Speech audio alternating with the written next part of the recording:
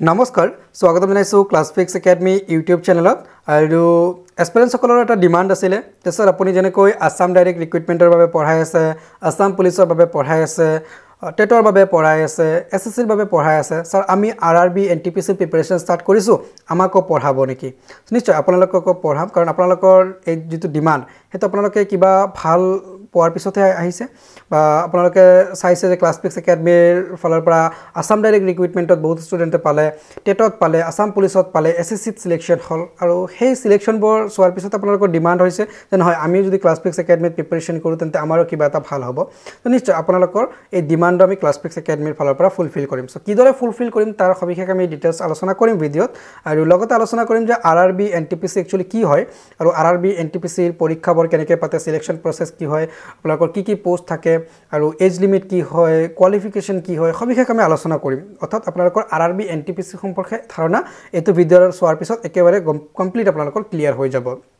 so ভিডিওটো দুটা পাৰ্টত হ'ব প্ৰথম পাৰ্টত আমি আৰআৰবি এনটিপিসি সম্পৰ্কে আলোচনা কৰিম আৰু সেকেন্ড পাৰ্টত আমি আলোচনা কৰিম যে আপোনালোকে কিদৰে প্ৰিপাৰেচন চলাব পাৰিব ঠিক আছে আৰু ইয়াৰ বাহিৰতো বা এই ভিডিওটো সোৱাৰ পিছতো যদি আপোনাৰ মনত কিবা ডাউট থাকে তেনে নিশ্চয় আমাক কমেন্ট সেকশনত জনাব আমি প্ৰতিটো কমেন্টৰে আপোনাক ৰিপ্লাই কৰিম আৰু আমাৰ ক্লাसेছবোৰ পাবলৈ আমাৰ চেনেল সাবস্ক্ৰাইব কৰি বেল আইকন প্ৰেছ কৰি ৰাখিব সাবস্ক্ৰাইব কৰি বেল আইকন প্ৰেছ কৰিলেহে আপোনালোকে ক্লাছৰ নটিফিকেশন বোৰ পাব আৰু আদাৰৱাইজ আপোনালোকে নটিফিকেশন বোৰ নাপায় সো আৰু যদি অলৰেডি সাবস্ক্ৰাইব কৰি ৰাখিছে তাৰ বাবে কিন্তু অসংখ্য ধন্যবাদ তো যিকি নহওক ভিডিওটো আমি আৰম্ভ কৰিছো সো প্ৰথমে আমি আলোচনা কৰিম আৰআৰবি এনটিপিসি কি হয় সক আৰআৰবি হৈছে ৰেলৱে ৰিক্ৰুটমেন্ট বোৰ্ড অৰ্থাৎ ৰেলৱে ডিপাৰ্টমেন্টত যিবোৰ ভ্যাকেন্সি আহে সেই ভ্যাকেন্সিবোৰ ফুলফিল কৰাৰ দায়িত্ব থাকে আৰআৰবি অৰ্থাৎ ৰেলৱে ৰিক্ৰুটমেন্ট বোৰ্ড আৰু এই ৰেলৱে ৰিক্ৰুটমেন্ট বোৰ্ডে কি কৰে technical non technical group D তেওঁলোকে পৰীক্ষা পাতে আৰু এই ভ্যাকেন্সিবোৰ ফুলফিল কৰে সো আৰআৰবি ফলৰ পৰা এনটিপিসিৰ পৰীক্ষা পাতে অৰ্থাৎ নন টেকনিক্যাল পপুলাৰ ক্যাটাগৰীৰ পৰীক্ষা পাতে আৰু তাতে আপোনালোকৰ ভালে সংখ্যক পোষ্ট থাকে আৰু তাৰে ৰিক্ৰুটমেন্ট আৰআৰবিয়ে কৰে অৰ্থাৎ ৰেলৱে ডিপাৰ্টমেন্টত চাকৰিটো পায় ঠিক আছে কেন্দ্ৰীয় চৰকাৰৰ চাকৰি হয় তো যিকি নহওক আৰআৰবি এনটিপিসি সম্পৰ্কে বুজি পালে এতিয়া আৰআৰবি এনটিপিসি একচুয়ালি ক্যাটাগৰী থাকে দুটা ঠিক আছে এটা হৈছে হায়াৰ সেকেন্ডাৰী ক্যাটাগৰী এটা হৈছে গ্ৰেজুৱেট ক্যাটাগৰী সো 12 পাস আৰু গ্ৰেজুৱেট এতিয়া 12 পাস অৰ্থাৎ আপোনালোকৰ হায়াৰ সেকেন্ডাৰী পাস হ'ব লাগিব আৰু গ্ৰেজুৱেট হলে আপোনালোকে arts science commerce technical graduate যিকোনো হ'ব পাৰে আপোনালোকে বা প্ৰফেশনালি যদি আপোনালোকে বিটেক কৰিছে বা আপোনালোকে মেডিকেল বেকগ্ৰাউণ্ডৰ হয় যিকোনো অৰ্থাৎ গ্ৰেজুৱেট হলে এজন ক্যান্ডিডেটে এপ্লাই কৰিব পাৰিব তো যিকি নহওক এটা হায়াৰ সেকেন্ডাৰীত এজন ক্যান্ডিডেটে যেতিয়া এপ্লাই কৰিব তেওঁৰ এজ লিমিট কিমান হ'ব ঠিক আছে আৰু গ্ৰেজুৱেটৰ ক্যান্ডিডেটৰ এজ লিমিট কিমান হ'ব লাগিব সো যদি হায়াৰ সেকেন্ডাৰী ক্যাটাগৰীৰ ক্যান্ডিডেট হয় তেনে ক্ষেত্ৰত তেওঁৰ এজ লিমিট হ'ব জেনাৰেল ক্যাটাগৰী হলে 18 ৰ পৰা 30 বছৰলৈকে আৰু এসসি ক্যান্ডিডেট এসটি ক্যান্ডিডেটৰ 5 বছৰৰ ৰিলেক্সেশন আৰু ওবিসি ক্যান্ডিডেটৰ 3 ইয়াৰ্ছৰ ৰিলেক্সেশন আছে আৰু এইবিলি কোভিডৰ বাবে আপোনালোকৰ 3 ইয়াৰ্ছ কে এটা এক্সট্ৰা মানে ৰিলেক্সেশন পোৱাৰ সম্ভাৱনা আছে আৰু সেই ক্ষেত্ৰত আপোনালোকৰ জেনাৰেল ক্যান্ডিডেটৰ হৈ যাব 18 ৰ পৰা 33 বছৰলৈকে আৰু ওবিসি ৰিলেক্সেশন 3 ইয়াৰ্ছৰ আৰু এসসি এসটি 5 বছৰৰ ৰিলেক্সেশন পাব আৰু ঠিক একেদৰে হায়াৰ সেকেন্ডাৰী ক্যাটাগৰী 18 ৰ পৰা 33 বছৰলৈকে জেনাৰেল ক্যাটাগৰীৰ এজ লিমিট হয় আৰু ওবিসিৰ বাবে 3 ইয়াৰ্ছৰ ৰিলেক্সেশন আৰু এসসি এসটিৰ বাবে 5 ইয়াৰ্ছৰ ৰিলেক্সেশন আৰু কোভিডৰ বাবে আপোনালোকে এক্সট্ৰাকে 3 ইয়াৰ্ছৰ ৰিলেক্সেশন পাব অৰ্থাৎ জেনাৰেল ক্যাটাগৰী হলে আপোনালোকে 18 ৰ পৰা 36 বছৰলৈকে পৰীক্ষাটো দিব পাৰিব আৰু 3 বছৰ ওবিসিৰ আৰু 5 বছৰ এসটি এসটি ৰিলেক্সেশন আছে তো হৈ গল আপোনালোকৰ এজ আৰু কোৱালিফিকেশনটো গম পালে হায়াৰ সেকেন্ডাৰী আৰু গ্ৰেজুৱেট হয় এতিয়া আপোনালোকৰ আহিব পোষ্ট সো একচুয়ালি আৰআৰবি এনটিপিসিৰ পোষ্ট বিলাকক টোটালি আমি লেভেল হিচাপে ক্যাটাগৰী কৰো লেভেল 2 লেভেল 3 লেভেল 4 লেভেল 5 আৰু লেভেল 6 এনেকৈ পাঁচটা ক্যাটাগৰীত ভগোৱা হয় ঠিক আছে তো এতিয়া আপোনালোকৰ যেটো লেভেল 2 আৰু লেভেল 3 পোষ্ট আছে লেভেল 2 আৰু লেভেল 3 পোষ্টটো আপোনালোকৰ হায়াৰ সেকেন্ডাৰী ঠিক আছে লেভেল 4 5 6 আপোনালোকৰ হ'ব গ্ৰেজুৱেট ক্যাটাগৰীৰ ঠিক আছে আৰু এতিয়া আপুনি যেতিয়া এপ্লাই কৰিব হায়াৰ সেকেন্ডাৰী ক্যাটাগৰী আৰু গ্ৰেজুৱেট ক্যাটাগৰী তেনে ক্ষেত্ৰত আপোনালোকৰ সিলেকশন প্ৰসেস কি হ'ব আপুনি ইফালে হায়াৰ সেকেন্ডাৰী এক্সপেৰিয়েন্স আছে ইফালে আপোনালোকৰ গ্ৰেজুৱেট এক্সপেৰিয়েন্স আছে তেওঁলোকৰ যেতিয়া পৰীক্ষা হ'ব পৰীক্ষাটো প্ৰথম পৰীক্ষা তেওঁলোকে সবে একেলগে এটা কমন পেপাৰত দিব যাক আমি CBT 1 বুলি কম ঠিক আছে CBT 1 হেতু হৈছে প্ৰথম পৰীক্ষা 100 নম্বৰৰ ভিতৰত পৰীক্ষা হ'ব তিনিটা সাবজেক্টত আপোনালোকৰ পৰীক্ষা হ'ব আপোনালোকৰ জেনাৰেল এৱাৰনেস ম্যাথছ আৰু ইন্টেলিজেন্স বা ৰিজনিং বুলি ক'ব পাৰে তিনিটাত পৰীক্ষা হ'ব 100 নম্বৰৰ ভিতৰত এটা CBT 1 ক্লিয়াৰ কৰাৰ পিছত আপোনালোকৰ কিন্তু পৰীক্ষাবিলাক বেলেগ বেলেগকৈ হ'ব আৰু লেভেল হিচাপে লেভেল 2 ৰ বেলেগ লেভেল 3 ৰ বেলেগ লেভেল 4 ৰ বেলেগ লেভেল 5 ৰ বেলেগ এটো বেলেগ বেলেগকৈ হ'ব অৰ্থাৎ CBT2 টো আপোনালোকৰ বেলেগ বেলেগকৈ হ'ব তাৰ পিছত CBT2 আপোনালোকৰ কিমান নম্বৰ হ'ব 120 নম্বৰ হ'ব যদি আপোনালোকৰ পেপাৰ বেলেগ বেলেগকৈ থাকিব মুঠ আপোনালোকৰ 120 ৰ পৰীক্ষা হ'ব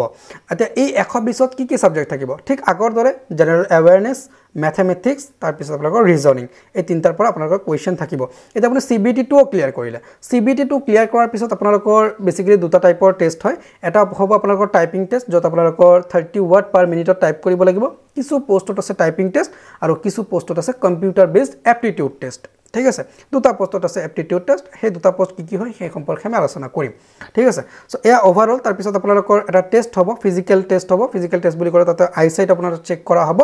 আৰু তাৰ পিছত আপোনালোকৰ ডকুমেন্ট ভেৰিফিকেশন দেন এপয়েন্টমেন্ট ঠিক আছে এটো কমপ্লিট প্ৰসেস এতিয়া আপোনালোকে হয়তো ক'ব যে স্যাৰ আমাৰ কোন পোষ্ট বিলাকৰ CBT2 টো কেনেকুৱা হয় হেতু অলপ বুজাই দিব তাৰ বাবে আমি অলপ স্ক্ৰিনৰ সহায় লম স্ক্ৰিনত আপোনালোকক দেখাই দিম যে আপোনালোকৰ কোন পোষ্টত কিমান মানে কেনেকৈ আপোনালোকৰ সিলেকশন প্ৰসেসটো হয় তো তাৰ বাবে স্ক্ৰিনলৈকে মই লৈ যাম আপোনালোকক আৰু দেখাবলৈ যত্ন কৰিম সো ইয়াৰ মাজতে আপোনালোকে ভিডিওটো লাইক কৰি দিব বাৰু সো যিসকল এসপিৰেন্টছে ভিডিওটো চাই আছে তো এই আপোনালোকে স্ক্ৰিনত দেখা পাইছে যে ইয়াৰ আগৰ RRB NTPC নোটিফিকেশনৰ ডিটেইলছখিনি মোস্ট প্ৰবাবলি আপোনালোকৰ পৰীক্ষাটো এনেকৈ হ'ব সো ইয়াত আপোনালোকে দেখা পাইছে পোষ্টৰ নেম সিৰিয়াল হিচাপে 1 পৰা 13 নম্বৰ লৈকে আছে পোষ্ট সো ইয়াতে নেম অফ দা পোষ্ট আছে লেভেল আছে তাৰ পিছত CBT1 CBT2 আৰু স্কিল টেষ্ট সো এনেকৈ আপোনালোকৰ পৰীক্ষা হ'ব সো ইয়াতে আপোনালোকে যদি লেভেল 2 দেখা পায় তেনেহলে 1 পৰা আপোনালোকে 4 নম্বৰ পোষ্ট লৈকে লেভেল 2 আৰু 5 নম্বৰ যেটো সিৰিয়াল নম্বৰ পোষ্ট কমাৰ্শিয়াল কাম টিকেট কালেক্টৰ হেতু আপোনাৰ লেভেল 3 অৰ্থাৎ আপোনালোকে যদি চাই তেনে ক্ষেত্ৰত আপোনালোকৰ এই কেটা পোষ্ট আপোনালোকৰ লেভেল 2 আৰু লেভেল 3 আৰু লেভেল 4 ৰ পোষ্ট বোৰ আপোনালোকৰ হায়াৰ সেকেন্ডাৰী পোষ্ট হয় তাৰ পিছত লেভেল 4 ৰ পৰা ষ্টাৰ্ট কৰি লেভেল 6 লৈকে আপোনালোকৰ গ্ৰেজুৱেট পোষ্ট হয় ঠিক আছে আৰু এই পোষ্টত এপ্লাই কৰিলে লেভেল 2 আৰু লেভেল 4 ৰ বাবে কমন এটা CBT হ'ব অৰ্থাৎ সবে একেটা CBT পৰীক্ষা দিব লাগিব এটা CBT পাস কৰাৰ পিছত আপোনালোকৰ লেভেল 2 আপোনালোকৰ কিন্তু CBT2 টো বেলেগকৈ হ'ব লেভেল 3 CBT2 টো বেলেগকৈ হ'ব লেভেল 4 ৰ CBT2 টো বেলেগ লেভেল 5 ৰ বেলেগ লেভেল 6 ৰ বেলেগ ওকে বেলেগ বেলেগ CBT আপোনালোকে দিব লাগিব এটা CBT2 টো পাস কৰাৰ পিছত আপোনালোকৰ যদি লেভেল 2 হয় তেনে ক্ষেত্ৰত আপোনালোকে টাইপিং টেষ্ট দিব লাগিব লেভেল 3 টো ইয়াতে মেনশন কৰা নাই যদিও লেভেল 4 যদি হয় আপোনালোকে আৰু ট্ৰাফিক এসিস্ট্যান্ট পোষ্টৰ বাবে হয় তেনে ক্ষেত্ৰত আপোনালোকে কম্পিউটাৰ বেসড এপ্টিটিউড টেষ্ট দিব লাগিব আৰু লেভেল 5 ত আপোনালোকৰ টাইপিং টেষ্ট হ'ব আৰু লেভেল 6 যেটো আছে লেভেল 6 ৰ পোষ্টটো হৈছে আপোনালোকৰ ষ্টেচন মাষ্টাৰ খুব ধুনিয়া এটা পোষ্ট হয় ইয়াত আপোনালোকৰ কম্পিউটাৰ বেসড এপ্টিটিউড টেষ্ট দিব লাগিব অৰ্থাৎ দুটা পোষ্টত আপোনালোকৰ কম্পিউটাৰ বেসড এপ্টিটিউড টেষ্ট হয় যেটো গ্ৰেজুৱেট লেভেলৰ হয় হেতু হৈছে আপোনালোকৰ এটা হৈছে ট্ৰাফিক এসিস্ট্যান্ট আনটো হৈছে আপোনালোকৰ সেকশন স্টেশন মাষ্টাৰ সো এই দুটা পোষ্টত ঠিক আছে সো এটো কমপ্লিট প্ৰসেস সো এই প্ৰসেসত আপোনালোকৰ পোষ্ট বিলাক ইয়াতে দেখা পাইছে যে কি পোষ্ট থাকিব জুনিয়ৰ ক্লাৰ্ক কাম টাইপিষ্ট একাউন্ট ক্লাৰ্ক কাম টাইপিষ্ট জুনিয়ৰ টাইম কিপাৰ এনেকৈ আপোনালোকে পোষ্টৰ ডিটেইলছখিনি ইয়াতে চাব পাৰিছে হৈ গল ওকে সো এতিয়া আপোনালোকৰ CBT1 যেটো আছে CBT1 ত আপোনালোকৰ কিমান নম্বৰৰ পৰীক্ষা হ'ব CBT1 ত 100 নম্বৰৰ হ'ব CBT2 ত 120 নম্বৰৰ হ'ব ঠিক আছে আৰু আপোনালোকৰ টাইপিং টেষ্ট হ'ব বা আপোনালোকৰ কম্পিউটাৰ বেসড এপ্টিটিউড টেষ্ট হ'ব CBT1 100 নম্বৰৰ CBT2 120 নম্বৰৰ আৰু টাইপিং টেষ্টটো এক্সট্ৰাকে থাকিব যেটো লেটাৰ অন আপোনালোকৰ ডিসকাস কৰা হ'ব ওকে সো এই কমপ্লিট প্ৰসেস আপোনালোকে খুব ধুনিয়াকৈ প্ৰিপাৰেচন চলালে হৈ যাব ইয়াতে কেৱল তিনিটা সাবজেক্ট পঢ়িব লাগে জেনাৰেল এৱেৰনেছ ম্যাথছ আৰু লগতে ইন্টেলিজেন্ট ৰিজনিং এতিয়া এই যেটো প্ৰিপাৰেচন এই কমপ্লিট প্ৰিপাৰেচনটো আপুনি ক্লাছফিক্স একাডেমীৰ হৈতে চলাব পাৰিব তাৰ বাবে আমাৰ এপটো ডাউনলোড কৰি ল'ব ক্লাছফিক্স একাডেমী বুলি এপ আছে ডেসক্ৰিপচনত মই লিংক দি দিম সো প্লে ষ্টৰৰ পৰা আপোনালোকে ডাউনলোড কৰি ল'ব পাৰিব কমপ্লিট RRBৰ প্ৰিপাৰেচনটো তাতে আপোনালোকে কৰিব পাৰিব আৰু ফ্ৰী ক্লাसेছবোৰ পাবলৈ ডেফিনেটলি আমাৰ ইউটিউব চেনেলবোৰ চাই থাকিব তাতে আমি কমপ্লিট আপোনালোকক RRBৰ ক্লাছেছবোৰ দিম তো যি কি নহওক আপোনালোকৰ RRBৰ খুব ধুনিয়াকৈ প্ৰিপাৰেচন চলাব পাৰিব এতিয়া RRBৰ প্ৰিপাৰেচন চলালে আপোনালোকৰ আসাম ডাইৰেক্ট ৰিক্ৰুটমেন্টটো হেল্পফুল হ'ব কেনেকৈ হেল্পফুল হ'ব কাৰণ চাওক জেনাৰেল এৱেৰনেছটো আপোনালোক অল ওভাৰ ইণ্ডিয়া লেভেল চাব লাগিব ওয়াৰ্ল্ড লেভেল চাব লাগিব তাতে আপোনাৰ ক্লিয়াৰ হৈ যাব তাৰ পিছত আপোনালোকৰ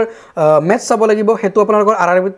RRBৰ লগে লগে ADL তো হেল্প কৰিব ৰিজনিং চাব লাগিব হেতু RRBৰ লগে লগে ADL তো হেল্প কৰিব ইয়াৰ লগতে আপোনালোকৰ কেৱল এক্সট্ৰাকে আসাম পোৰ্শনটো আৰু ইংলিশটো চালে আপোনাৰ কিন্তু কমপ্লিট ADL ৰ বাবে প্ৰিপাৰেচন হৈ যাব আৰু টপ লেভেলৰ প্ৰিপাৰেচন হ'ব সো এতিয়া যদি আপুনি ইন্টাৰেষ্টেড হয় ক্লাছফিক্স একাডেমী এপটো ডাউনলোড কৰিলে খুব ধুনিয়াকৈ প্ৰিপাৰেচন চলাব পাৰিব আৰু আপোনালোকে আমাৰ ইউটিউব চেনেলৰ ভিডিঅ'ছবোৰ চাইও প্ৰিপাৰেচন চলাব পাৰিব তো যি কি নহওক ভিডিঅ'টো ইমানতে সামৰণি মাৰিছো বহুত গৰম আপোনালোকে দেখা পাইছে যে মই পুৰা ঘামি গৈছো আৰু